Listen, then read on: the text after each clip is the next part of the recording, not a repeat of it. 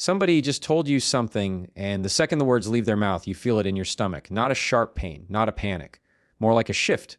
A little internal tug that tells you, that doesn't add up. It's an instinct we all have, but most people talk themselves out of it. Maybe because we don't want conflict. Maybe because we don't want to believe someone would lie straight to our face. Maybe because calling out a lie feels like lighting a match in a room soaked in gasoline. And that's the tricky part, because when someone lies and you know it's a lie, you feel trapped between two bad choices. If you call it out, you know exactly what's going to happen. They will double down. They will twist. They will raise their voice, their energy, their emotions. They might get dramatic. They might get angry. They might turn it around on you.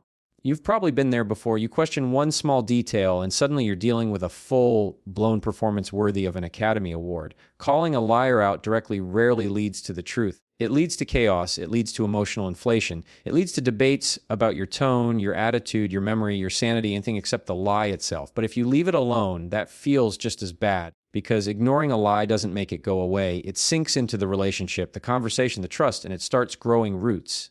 And the next time something feels off, the lie you ignored becomes the foundation they think they can stand on. If you let a liar lie comfortably, they will lie confidently.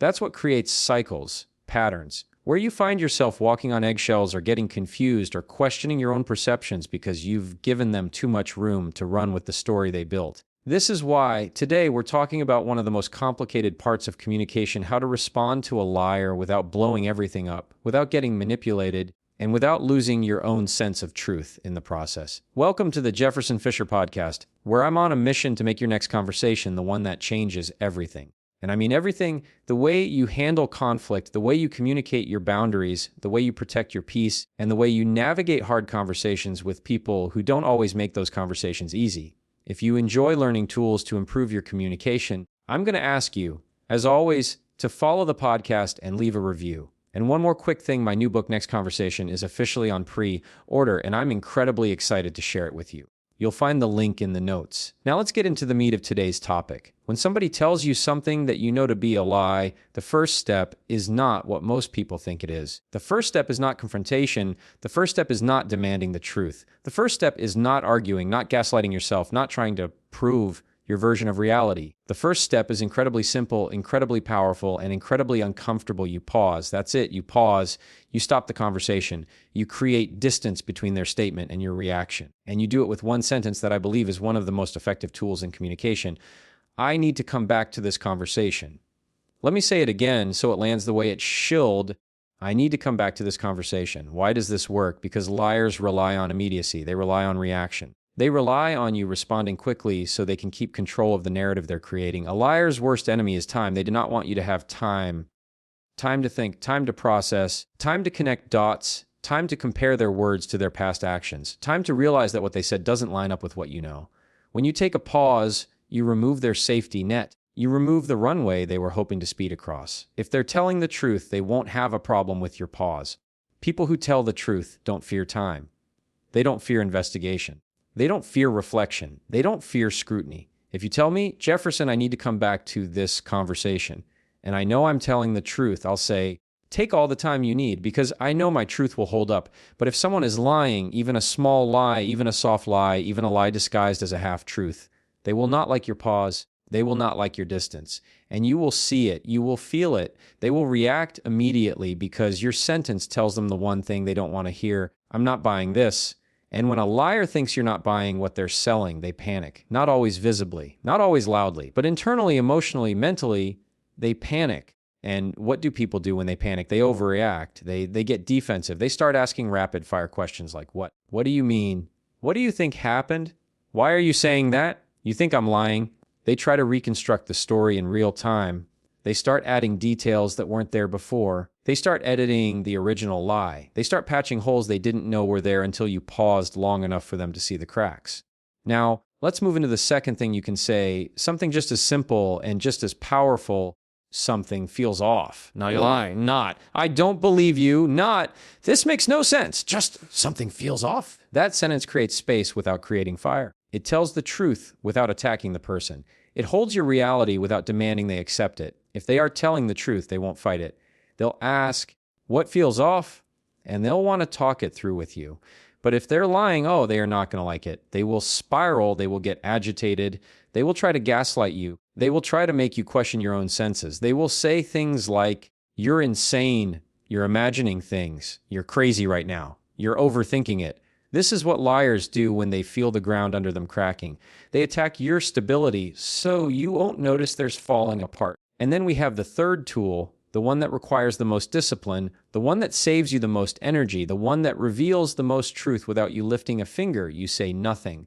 10 to 15 seconds of silence. Do you know how long that feels in a tense moment? It feels like a lifetime. Silence is pressure for a liar because silence puts the spotlight on their story, not your reaction. They don't know what you're thinking. They don't know what direction you're leaning. They don't know whether you believe them or not. And in that uncertainty, they will start to talk. They will start to fill the silence. They will start to explain, justify, reshape, and unravel their own story right in front of you. They will say things like, what? What are you thinking? Why are you acting weird? That's not even me. You know I wouldn't lie about that. Their voice will change. Their breathing will change. Their tone will shift. You'll hear the tension. You'll hear the fear. You'll hear the defensive cracks forming. And that's when you know you're dealing with a lie. But let me stop here, because this is important, extremely important. Not everyone who overexplains is lying. Not everyone who gets nervous is lying. Not everyone who gets flustered is lying. There are people who are neurodivergent, people with anxiety, people who process information differently, people who explain things in long stories because that's how their brain organizes information. Something can look like a lie, but simply be a different communication style. The difference, the real difference, is not in the amount of words.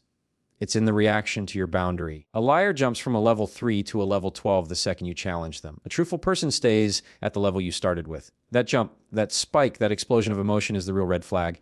Now, before I continue into the next section, into the stories, into the psychology, into how to use these tools with partners, coworkers, family, friends, or manipulative personalities, I want you to hold one thought in your mind as we move forward. People who lie hate distance. People who lie hate pauses. People who lie hate silence, because truth can survive time. Lies cannot.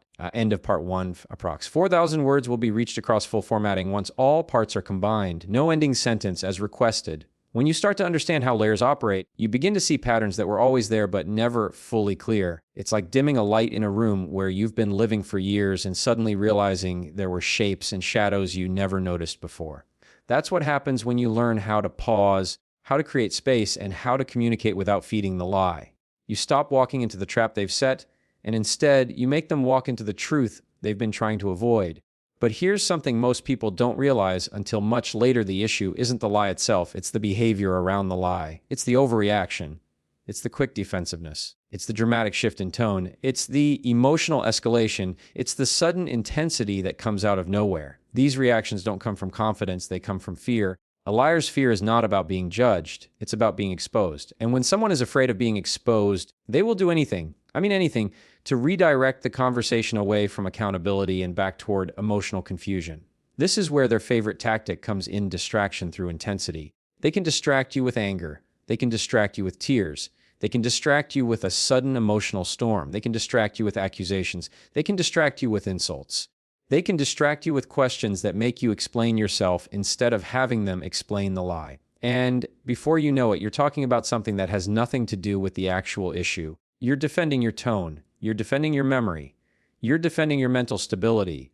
You're defending your right to even ask the question. You're defending something that isn't even part of the original conversation. This tactic is extremely common with people who have manipulative tendencies, not because they want to win, but because they cannot tolerate losing control of the narrative. A lie only survives if the liar can control the environment around it. That's why your silence, your pause, your calm tone, it threatens them. Not because it's rude, but because it removes their oxygen. Chaos is their oxygen. Confusion is their cover. Emotional escalation is their camouflage. When you don't escalate with them, you remove every tool they normally use to keep the lie alive. This is why the sentence, "I need to come back to this conversation," is so powerful. You are telling them indirectly, you don't get to drag me into the emotional arena you're trying to create. A liar wants you rushed, reactive, overwhelmed, and uncentered. Because when you're off balance, they can guide you. But when you're calm, when you're collected, when you're steady, they lose their advantage instantly. Now, here's something else I want you to understand. Liars know exactly how much truth to sprinkle into their story. They rarely tell a 100% lie. They tell a 60% truth wrapped in a 40% lie. Why? Because full lies are easy to see. Partial lies are harder to detect, harder to challenge, harder to pin down. A partial lie makes you question your intuition. A partial lie makes you say, well, some of it does make sense. And that's all they need, a sliver of doubt in yourself. This is why the moment you feel something is off, you must not ignore it. Your intuition is not emotional. It's informational. It's your brain connecting patterns faster than your logic can keep up. People who regularly rely on you ignoring that internal shift. They rely on you talking yourself out of what you're sensing. They rely on you giving them the benefit of the doubt because you don't want conflict. They rely on the fact that you're empathetic, understanding, patient, and polite. So when you say something feels off, you're breaking their system. You're interrupting their rhythm. You're showing them you're paying attention. You're signaling that you're not sleepwalking through the conversation. You're present. And they can't stand that. Presence reveals what pressure exposes. Let's talk about the silence strategy again, because this is the one that makes liars reveal themselves faster than anything else. Silence is uncomfortable for most people.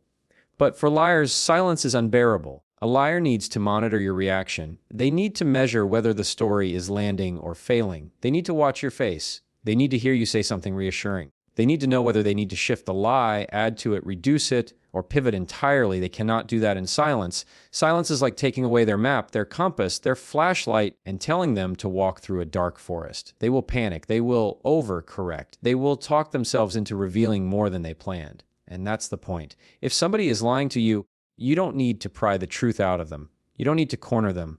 You don't need to interrogate them. You don't need to make speeches. You don't need to prove the lie wrong. You just need to take away the comfort they usually lie within. You create a small vacuum, a quiet space, and they will fill it. They always do. Now, let's go a layer deeper, because this is something people rarely talk about. When you're dealing with a liar, you're not just dealing with the lie. You're dealing with their relationship to honesty. Some people lie to avoid consequences. Some people lie to avoid embarrassment. Some people lie to manage their image. Some people lie because they're used to controlling others through confusion. Some people lie because they panic easily. Some people lie because they're ashamed. Some people lie because they want to be seen a certain way. Some people lie because they grew up in environments where lying was a survival mechanism. But here's the truth you need to keep: someone's reasons for lying may explain their behavior, but it does not excuse their impact. You can understand someone's psychology without excusing their choices. You can empathize without enabling. You can be compassionate without being manipulated. And the moment you recognize that distinction, everything changes. You stop bending your boundaries to accommodate someone else's discomfort. You stop apologizing for noticing the truth. You stop shrinking yourself so someone else can maintain the illusion that they are honest when they're not. Let's talk about something else: the escalation pattern. This is one of the clearest giveaways that you're dealing with a lie. You may have noticed it in your own life. The conversation starts calm and neutral, maybe even casual.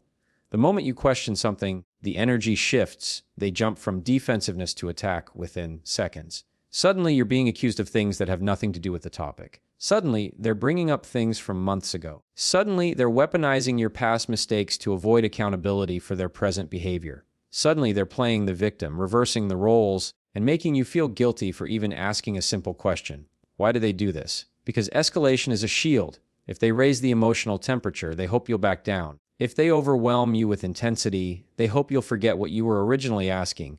If they turn the conversation into chaos, they hope you'll give up because you don't want the stress. This tactic is not random. It's patterned, it's practiced, it's predictable. And here's the part that surprises people: if you stay calm while they escalate, the lie collapses faster. Liars rely on emotional heat. They need you to match their energy. They need you to get flustered. They need you to get defensive. They need you to get overwhelmed. Because the moment you stay calm, they're the only one spiraling, and that contrast exposes them more than anything else. This is where your power truly shows. Pausing is power. Silence is power. Calmness is power. Steadiness is power. Clarity is power. You do not overpower a liar by being louder. You overpower a liar by being clearer. People who lie thrive on confusion. When you refuse to be confused, they lose their advantage. And when they lose their advantage, they start making mistakes. They start contradicting themselves. They start forgetting their own story.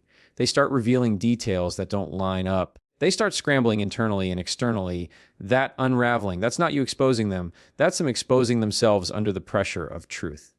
But let me tell you something important. Do not call the lie out immediately, not because they don't deserve it, but because immediate confrontation rarely gives you clarity, it gives you chaos. This is where people fight me sometimes. They say, "Jefferson, why shouldn't I just say you're lying?" And here's why: you're not talking to the truth when you do that. You're talking to the lie. And a lie always fights harder than honesty. If you call a liar, they don't think, "Oh no, I've been caught." They think, "I need to defend the lie." and they will defend it with their entire emotional arsenal. But if you pause, if you delay, if you stay quiet, if you say something feels off, you're not attacking them. You're dismantling the structure they built, and they will feel it because now the pressure is not on you to prove the lie. It's on them to sustain it. And most lies can't survive when the person they're being told to refuses to provide emotional fuel. Now, you might be thinking, okay, Jefferson, but what if the person isn't lying maliciously?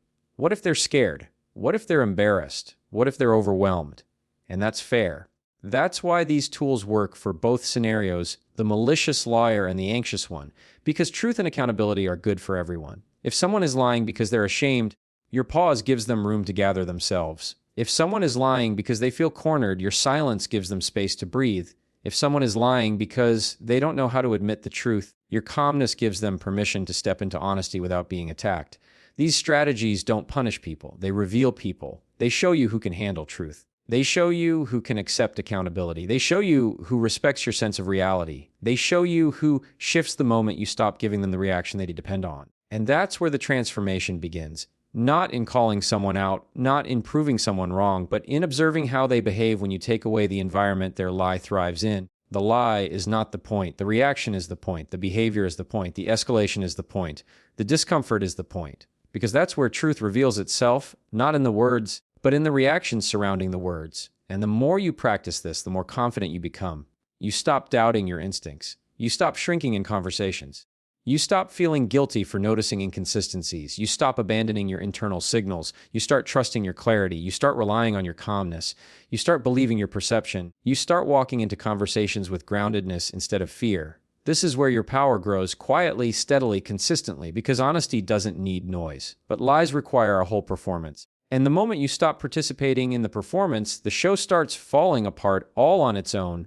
When someone is on edge, what you're really dealing with isn't just the words they're saying, you're dealing with the storm underneath those words. And that storm has a rhythm. It rises, it peaks, it crashes. Most people don't pay attention to that rhythm because they're too busy reacting to the surface noise. They hear the tone, the accusation, the sharpness in the voice, and they jump straight into defense mode. But the rhythm is where the truth is, and the truth is what gives you power. Because when you can feel the pattern underneath someone's reaction, you stop getting blindsided by the moment and start seeing the entire emotional landscape they're pulling from. And when you can see that, you stop being pulled in by it. Someone on edge will almost always start their interaction from a place of tension. It might be the way they walk into the room, the way their voice lifts at the end of a sentence, the way their breathing speeds up just a little, the way they don't fully look at you, or maybe they stare too intensely. Their system is already activated and they're looking for something, validation, control, dominance, reassurance, confirmation that their fear is justified, or permission to continue their emotional spiral. They won't say that, but the pattern reveals it. And if you're not grounded, their pattern pulls you into matching it. This is how two calm people can suddenly end up in a heated argument neither one meant to start. So what do? You start by holding your center. Holding your center isn't about pretending you're calm. It's about recognizing that your body is going to want to mirror them and choosing not to let it. If they're talking fast, your body wants to talk fast. If they're raising their voice, your body wants to raise yours. If they're leaning forward, your body wants to lean forward too. Mirroring is human. But when someone is on edge, mirroring is dangerous. Because the moment you match their intensity, they subconsciously feel permission to escalate. You validate their emotional state by joining it. And that escalates things without a single word being spoken. Holding your center means you slow everything down inside yourself first. You literally drop your shoulders. You breathe a little deeper. You soften your voice instead of tightening it. You look at them, not through them.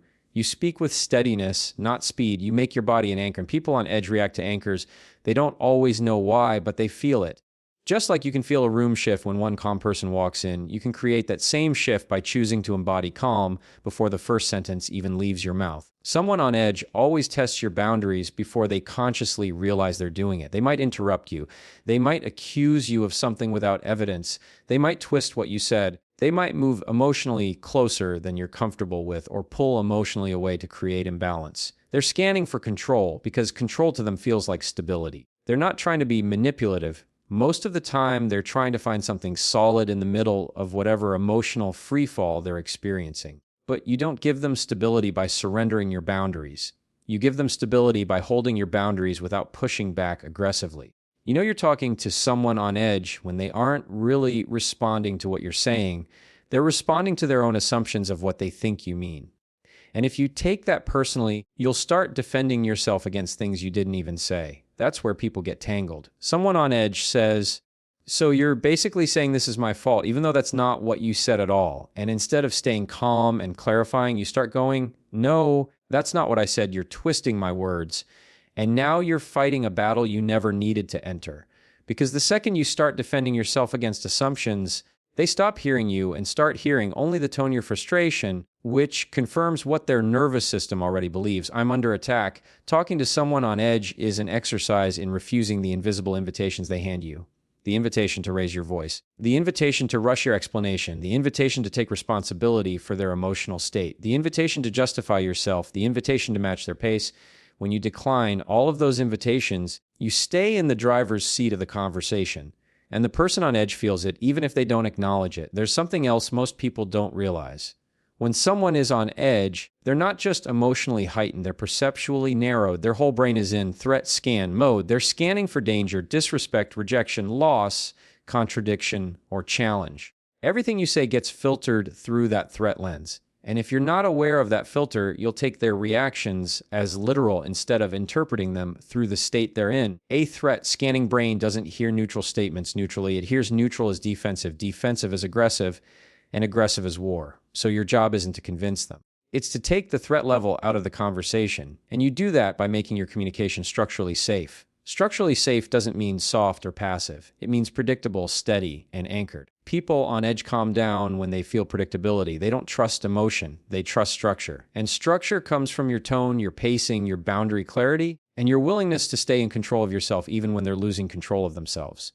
For example, if someone on edge says, "You never listen to me," your first instinct might be to say, "That's not true," because you know it's not. But a threat scanning brain will see, "That's not true," as you arguing, invalidating, or dismissing their feelings. Instead, a structure building response sounds like, "I want to hear what you're saying. Tell me what you feel I'm missing." You're not agreeing. You're anchoring. You're bringing the threat level down by giving the conversation somewhere safe to land. And most importantly, you're shifting their brain out of accusation mode and into explanation mode.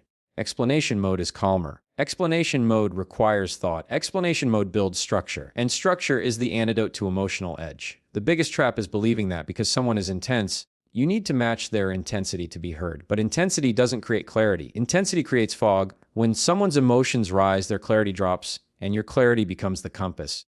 There will be moments when they challenge your calm. They'll say things like, "Why are you being so calm right now? Don't you even care?" This is where most people slip, because they hear that question as an accusation instead of what it really is, a last-ditch attempt to pull you into their emotional level so they don't feel alone in it. They don't want an argument. They want confirmation that their emotions make sense. But if you join the emotional storm, neither of you can see clearly, so you stay calm. And you say something like, "I care enough to stay steady so we can actually get somewhere." Calm becomes the evidence of care, not the absence of it. When you're talking to someone on edge, timing becomes its own strategy. People think communication is about words, but sequencing is just as important. When someone is emotional, your timing dictates whether your words land or ricochet. If they're venting and you try to fix it, they'll feel unheard. If they're accusing and you try to clarify too soon, they'll feel dismissed. If they're spiraling and you bring logic before they're ready, they'll feel invalidated. But if you let them get their emotional momentum out first, without losing your center, your timing becomes the moment their nervous system softens. And once it softens, they become reachable. Someone on edge will always send you signals before they explode. Their voice shifts, their face tightens, their breathing changes, their sentences get shorter, their eyes dart, their posture hardens, their hands move differently, their shoulders tighten. These are not attacks, these are warnings. And most people ignore the warnings because they're too busy preparing their own argument. But when you slow down enough to actually see those signals, you gain the information you need to steer the conversation before it hits a wall. The more grounded you are, the more you become a mirror of what they need, not a mirror of what they're projecting. You start reflecting calm instead of fear, clarity instead of confusion, boundaries instead of defensiveness. When you talk to someone on edge, you don't try to be right, you try to be effective. And being effective means you refuse to make the moment about your ego, you make it about the outcome. People on edge don't need your ego, they need your steadiness. They need a person whose calm doesn't disappear when the temperature rises. They need someone who can listen without being swallowed, speak without being sharp, and respond without being reactive. That doesn't mean you fix their emotions. It means you guide the conversation in a direction where those emotions aren't driving the car, When a person on edge feels that they cannot pull you into their storm, something interesting happens. They begin to adjust to your weather. Your rhythm becomes the dominant rhythm in the room. Your tone becomes the roadmap. Your clarity becomes the light they follow. Your composure becomes the standard for the interaction. People will rise or fall to the level of emotional regulation that is strongest in the moment. If their emotional chaos is stronger than your calm, you get pulled in. But if your calm is stronger than their chaos, you pull them out. And this is the part that most people underestimate. Calm is not passive. Calm is dominant. Calm is controlling the frame. Calm is leading the emotional direction of the conversation without forcing it. Calm is strength under pressure. When someone on edge realizes they can't shake your calm, they start feeling safe around you, even if they don't say it out loud. Because safety doesn't always look like comfort. Sometimes safety looks like predictability. Sometimes safety looks like a person who refuses to escalate. Sometimes safety looks like someone who is not afraid of your intensity. And when people feel safe, they soften. They breathe differently. Their shoulders drop. Their accusations weaken. Their tone shifts. Their brain stops scanning for threats and starts scanning for solutions. But the key is this doesn't happen instantly. You can't expect someone who's been living at emotional level 9 to drop to level 3 within 30 seconds of your calm tone. What matters is consistency. Consistency tells their nervous system, this person isn't going to flip on me. This person isn't unpredictable. This person isn't going to react just because I react. This person is stable. And stability disarms tension more effectively than any argument ever could. The real test when talking to someone on edge isn't the first 5 minutes. It's the moment when their emotions start to rise again, even after you've already calmed the conversation once. Because this always happens. Emotional spikes are rarely single events, they're waves. A person can calm down, feel understood, feel grounded, and then suddenly something you say touches an old fear, or they misinterpret a word, or they feel a loss of control again, and the emotional wave rises all over. If you take that personally, you'll get frustrated. You'll think, didn't we just settle this? Why are we going backwards? But emotional conversations don't move in straight lines. They loop, they fluctuate, they regress. And the moment you expect linear progress, you set yourself up to lose your patience. When the emotional wave rises again, your job is not to point out that they're escalating. Your job is to stabilize the interaction without making them feel judged for their reaction. People on edge aren't just reacting to the moment. They're reacting to their own fear of losing control. And when you point out their escalation, they feel spotlighted. They feel exposed. They feel talked down to. They feel analyzed instead of understood. And that pushes them deeper into defensiveness. So instead of saying, calm down, which never works, you guide the tone by grounding your own. Sometimes grounding the tone means using fewer words. People forget how powerful silence is. Not cold silence, not silent treatment, but calm, present silence. Silence that signals, I'm here, I'm listening, I'm not rushing, I'm not reacting. When you remove the pressure to respond instantly, you remove half the emotional fuel that keeps the situation burning. People on edge often speak faster than they think. Your silence forces their brain to catch up to their mouth, and clarity lives in that gap. Another part of talking to someone on edge is understanding that you can't rescue them from the discomfort of accountability. Sometimes their tension isn't coming from fear, it's coming from guilt. And guilt makes people defensive. When someone feels guilty, even if they won't admit it, their nervous system goes into survival mode. They'll justify, minimize, avoid, deflect, project, blame, and twist the narrative. Not because they're trying to manipulate you, but because their brain equates accountability with danger. Accountability means they might lose something, your respect, their sense of control, their image of themselves, the comfort of believing they're the victim. That fear is real to them.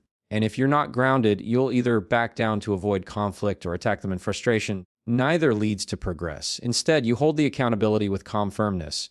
You don't sugarcoat it, but you don't weaponize it either. You say what needs to be said in a tone that communicates, this is important, but it's not a threat, because when accountability stops feeling like danger, it becomes a doorway. And people on edge are more willing to step through that doorway when they don't feel like you're pushing them through it. One of the most overlooked parts of talking to someone on edge is learning to separate emotion from behavior. Their emotion may be intense, but their behavior still has to be respectful. Calm doesn't mean you let disrespect slide. Calm means you set boundaries without matching the energy they're giving you. For example, if someone starts talking over you, instead of saying, "Stop interrupting me," which sounds like a command, you can hold your boundary with structure. I'll respond when you're finished, and then I need the same space to speak. That statement is calm, clear, and firm. It sets the tone without adding heat. And when they interrupt again, as people on edge often do, you reinforce the boundary the same way without escalating. Repetition without aggression teaches people how to treat you. You don't change someone's behavior by overpowering them. You change it by making your expectations consistent. People on edge often worry that if they stop talking, they'll lose control of the narrative. So they talk in circles, they repeat themselves, they re-explain the same point 5 different ways. They add unnecessary details, they overwhelm you with information. They're trying to keep the emotional ball in their court. And the worst thing you can do is try to chase the ball. When you chase their emotional momentum, you lose the structure of the conversation. The way out is not to match their volume or speed. It's to give the conversation a spine. A spine is a guiding phrase that gently brings things back to the core issue. Phrases like, here's what I want to understand. Let's slow this down for a second, oh. Let me make sure I'm hearing you right. Let's come back to the main point. What matters most right now is these phrases aren't controlling.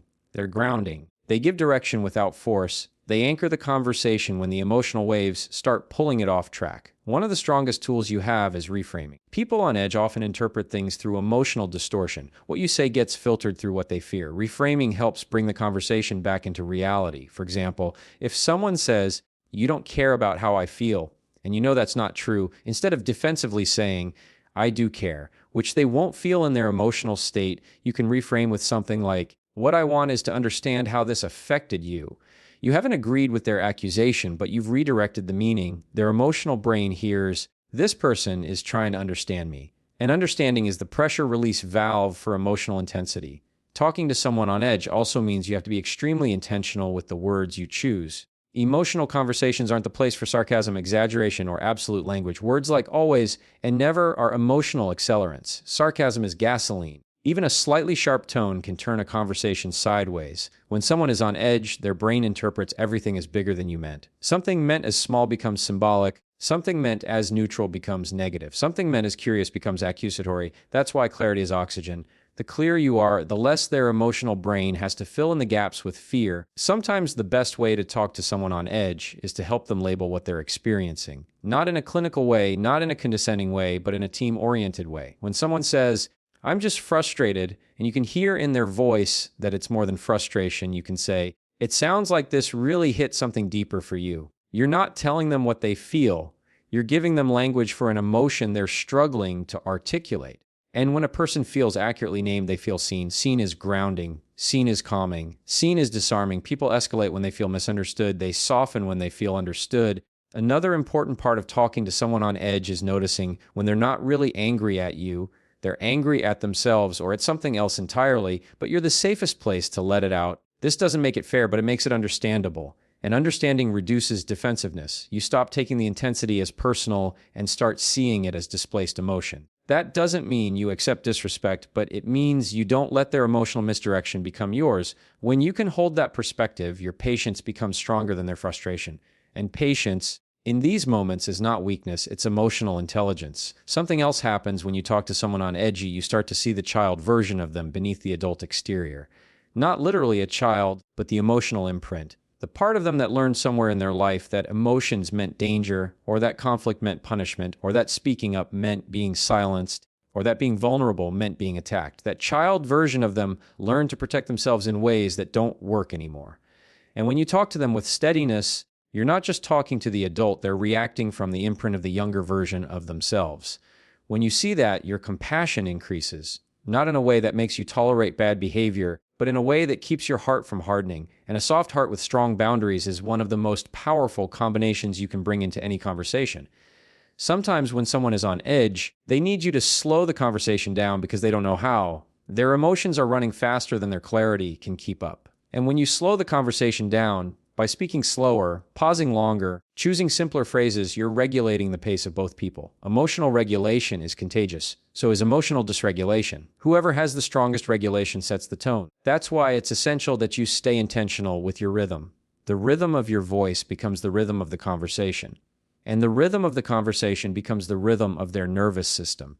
One of the biggest mistakes people make is trying to multitask emotionally. They try to listen and defend themselves and analyze the other person and plan their next point all at once. That's how emotional overload happens. When someone is on edge, you communicate best when you simplify your internal process. You listen fully, then you respond, then you guide. Then you pause. Trying to do everything at once makes you reactive. Reactivity makes you sloppy. Sloppiness makes the conversation spiral. Grounded communication is slow, precise, and deliberate. It's also important to know when the conversation has reached its limit. Not every emotional conversation can be resolved in one sitting. Sometimes the best thing you can do is pause and come back later. But the way you pause matters. If you walk away abruptly, they'll feel abandoned. If you shut down, they'll feel dismissed. If you end it with frustration, they'll feel rejected. A healthy pause sounds like, I want to continue this, and I think we'll get further if we take a breather and pick this up when we're both clearer.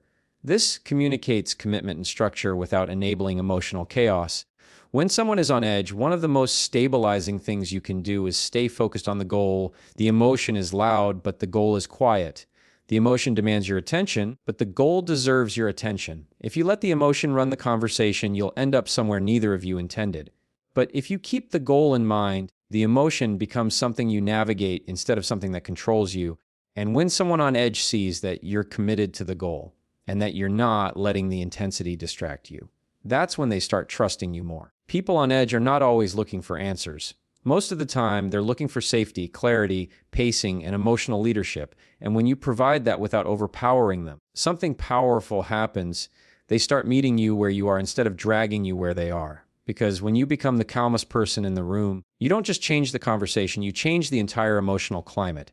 By the time you get to the final stretch of a conversation with someone on edge, a few truths have usually become clear. First, emotions are not facts. Second, what you perceive as resistance or defenses is often a mix of fear, pride, past experiences, and nervous system reactions. Third, the longer the conversation continues without structure, the higher the likelihood it spirals. And fourth, your calm, measured approach is the most powerful tool you have. It's not about winning, it's about guiding. It's not about being right, it's about being grounded. Sometimes the person on edge will test your boundaries at the very end. They'll circle back to points you thought were resolved. They'll raise voices, make indirect accusations, or drop past grievances into the present conversation. This is classic emotional looping. They want to see if you'll crack. If you respond in kind, you're trapped in a cycle. If you hold your ground without aggression, you stay free. The skill here is consistency. Each time they circle, each time they spike, your response must match the principle, not the drama. You respond to the pattern, not the momentary intensity. Consistency is also why the tools we've discussed, pausing, labeling what feels off, silence guiding phrases, and pacing, are effective. The first time you use them, they may work partially. The second time, more strongly. The third time, they begin to reshape the dynamic. People on edge, particularly those with habitual defensive patterns, often rely on the predictability of others' reactions to fuel their own. When you change the pattern with calm consistency, you take the predictability away. You create a space where they have to meet you rather than drag you. One of the most misunderstood parts of talking to someone on edge is that empathy does not equal agreement. You can deeply understand someone's fear, anxiety, or frustration without validating the behavior that comes with it. Empathy is seeing their experience as real. Agreement is saying their perspective is accurate or justified. Many people conflate the two. They believe that if they hold empathy, they must tolerate disrespect or misrepresentation. That's false. You can hold empathy while maintaining boundaries. You can say, I understand that this upset you. I hear that, and here's what we can do next. That combination, empathy and structure, is disarming. It reduces defensiveness without capitulating. Another principle to remember is that emotions are contagious. When someone is on edge, their heightened state can feel like a tidal wave. If you respond with matching intensity, the wave grows. If you respond with calm, you slowly pull them back toward the surface. Think of it like sound frequencies. High, jagged, erratic frequencies create chaos. Low, stable, resonant frequencies create stability. Your emotional frequency sets the tone for the entire interaction. Your calm presence is not passive. It's strategic. It's active emotional leadership. Let's take a moment to consider the role of time. Many people make the mistake of trying to resolve everything immediately.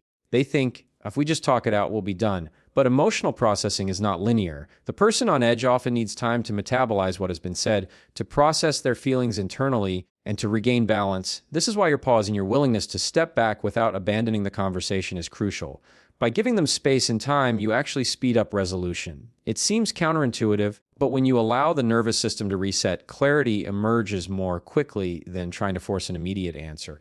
And there's something else that often happens toward the end of these intense interactions. When someone has tested your boundaries, circled the argument, spiked emotionally, and been met with consistent calm and grounding, they start to lower their guard. Not because you've manipulated them, but because the environment you've created is safe. Safety is the key. People on edge are rarely looking for conflict resolution. They're looking for a stable container where their feelings can exist without creating chaos. By providing that container, You allow the conversation to naturally conclude without drama. Now, one of the most practical tools to keep in mind as conversations wind down is the reflective question. Toward the end, ask something like, what do you need from me right now to move forward? Wow. What's the most important thing we resolve in this conversation?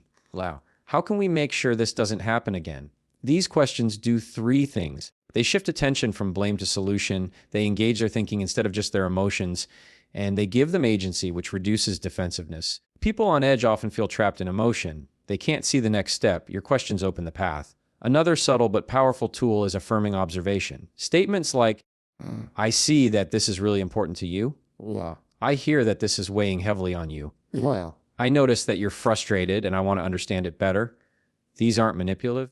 They aren't flattery. They are neutral observations that validate the emotional experience without agreeing with assumptions, distortions, or misrepresentations. Validation doesn't weaken your position. It strengthens your influence because it reduces resistance.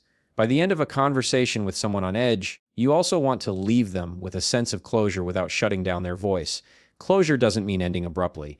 It means summarizing what has been discussed, what agreements have been made, and what the next steps are. Phrases like, here's what we've covered.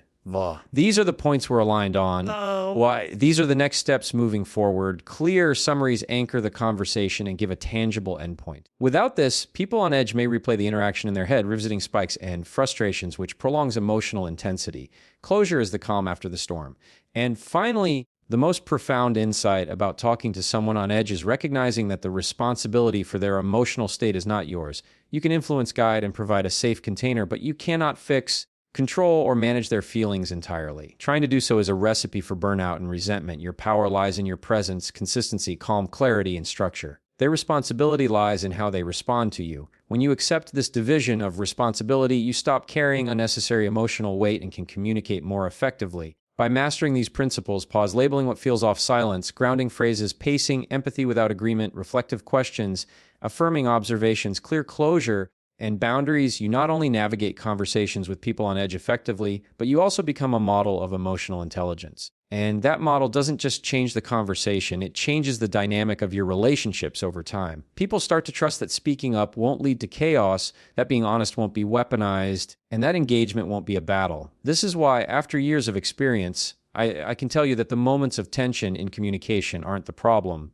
They're the opportunity. The edge of emotion is where clarity, growth, and understanding meet. The person on edge gives you the chance to show what grounded communication really looks like. They give you the chance to practice patience, consistency, compassion, and structure. And in those moments, if you apply these tools correctly, you're not just resolving a conversation, you're teaching, leading, and elevating everyone involved. Ultimately, mastering these interactions is about mastery of self. The calmer, clearer, and more consistent you are internally, the more influence you have externally. And the more influence you have externally, the more likely your interactions will resolve with understanding, accountability, and progress instead of escalation, misunderstanding, or resentment. Every conversation is a choice to escalate or to stabilize, to react or to respond, to dominate or to guide, and the edge, the moment of tension, the spike in emotion, is where the choice matters most. By exercising the principles we've discussed, you make the choice to respond, to guide, to hold space, and to maintain your own equilibrium. That is where true communication power lies. That is how you turn difficult conversations into transformative ones.